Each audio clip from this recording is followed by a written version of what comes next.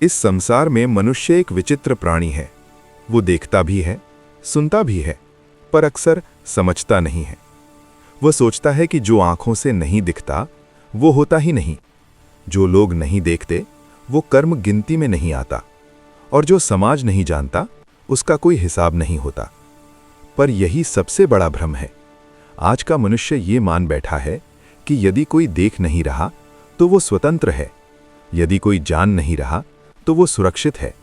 पर श्री कृष्ण कहते हैं, मनुष्य सबसे अधिक असुरक्षित तब होता है जब वो ये मान ले कि उसका कोई हिसाब नहीं रखा जा रहा। श्री कृष्ण गीता में स्पष्ट कहते हैं, कर्मण्येवाधिकारस्ते मा फलेषु कदाचन, अर्थात तुम्हारा अधिकार केवल कर्म पर है, फल पर नहीं। पर मनुष्य यहां भी चालाकी करता है। वो कर्म करता है पर फल को छिपाना चाहता है। वो सोचता है, मैंने जो किया वो किसी ने देखा नहीं। पर कृष्ण मुस्कुराते हैं और कहते हैं, कर्म को किसी गवाह की आवश्यकता नहीं, कर्म स्वयं अपना गवाह होता है। हर विचार भी कर्म है। मनुष्य सोचता है कि केवल किया हुआ काम ही कर्म है, पर श्री कृष्ण कहते हैं, हर विचार एक कर्म है, हर भावना एक कर्म है, हर शब्द एक कर्म है। जो तुम सोचते हो वो ऊर्जा बनता है, जो तुम बोलते हो वो दिशा बनाता है, जो तुम करते हो वो तुम्हारा भविष्य बन जाता है। मन में पनपा एक ईर्ष्या का विचार कभी किसी बड़े पतन का बीज बन सकता है। मन में उपजा एक करुणा का भाव कभी किसी टूटे जीवन का सहारा बन सकता है। श्री कृष्ण कहते हैं, हर विचार, हर शब्द, हर कर्म समय की पुस्तक में लिखा जाता है। ये पुस्तक कागज की नहीं है, ये पुस्तक तुम्हारे भाग्य की है।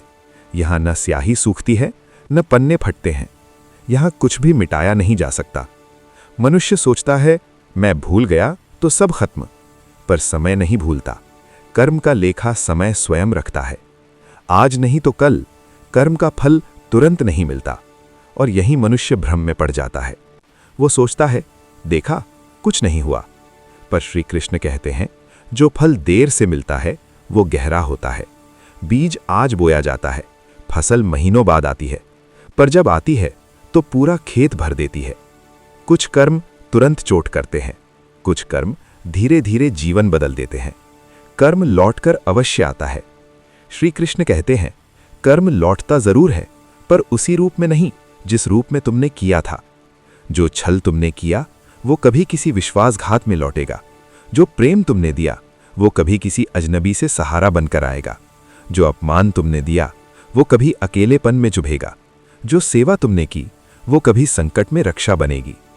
कर्म ऐसा करो जिसे समय भी सम्मान दे।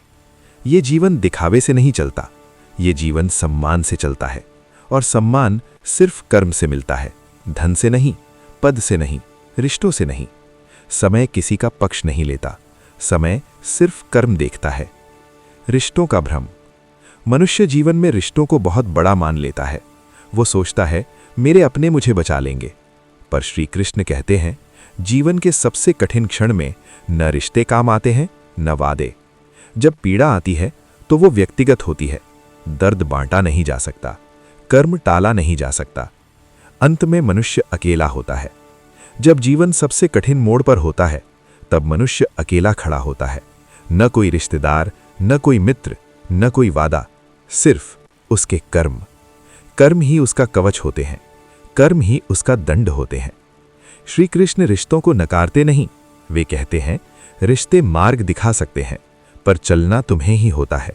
कोई तुम्हें सही रास्ता बता सकता है, पर कदम तुम्हें ही बढ़ाने होते हैं। कोई तुम्हें चेतावनी दे सकता है, पर निर्णय तुम्हें ही लेना होता है।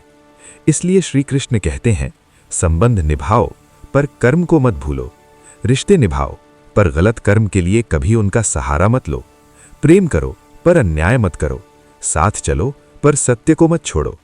श्री कृष्ण मुस्कुराकर कहते हैं, मनुष्य, यदि तू कर्म को समझ ले तो जीवन सरल हो जाएगा। तुझे किसी से डरने की आवश्यकता नहीं, तुझे किसी से छिपने की आवश्यकता नहीं।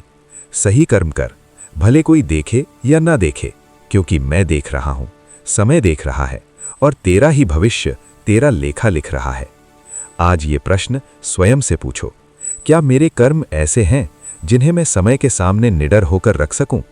यदि उत्तर हां है तो तुम सुरक्षित हो, यदि उत्तर नहीं है तो आज ही स्वयं को बदल लो, क्योंकि कर्म का हिसाब कभी गलत नहीं होता।